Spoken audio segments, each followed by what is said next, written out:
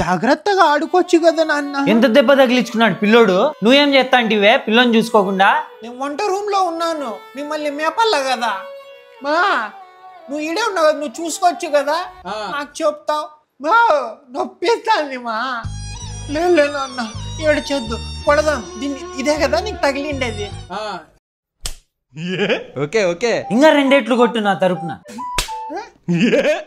Ballari bro అంగడికి పోతూనే ఉంటాయి.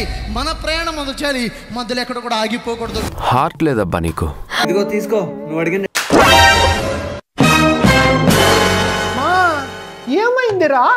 మా చూడు, మా కాలుకి ఎంత పెద్ద దెబ్బ తగిలిందో.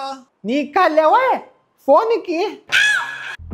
అయ్యో నెక్కావనాలి, ఏందిరా ఇట్లా చేసేవి? ఏంటికే పిల్లని కొడతావు? వానికి ఏడన్నా తగిలిందేమో చూడు ముందు. రా తగిలిందిరా, చూద్దువు. ఉండొత్తన్నా.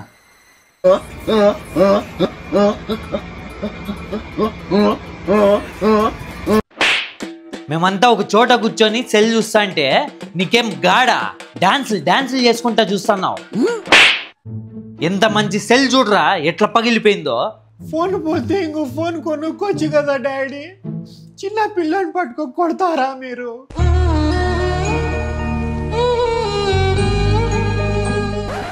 ఈ నా కొడుకు నాకు నీతులు చెప్తున్నాడు రాజీ. కాదులే, మీ నాయన ఏమన్నా లక్షాధికారా?